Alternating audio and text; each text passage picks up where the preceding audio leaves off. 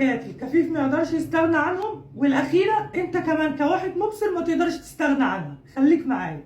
اول حاجه العصايه البيضاء، ودي مش مجرد عصايه، لا دي عينه اللي هو بيشوف بيها الطريق وهو ماشي، بيشوف بيها سلم، مطب، اي عائق في طريقه. تاني حاجه بقى الورقه والقلم والمكتبه. مهما اتطورت التكنولوجيا هيفضل احساسك وانت بتكتب بالورقه والقلم. هقول لك انا كتبت ايه. بص انا كتبت ب ح ب ك عفاف. بحبكم. تالت واهم حاجه بقى المصحف.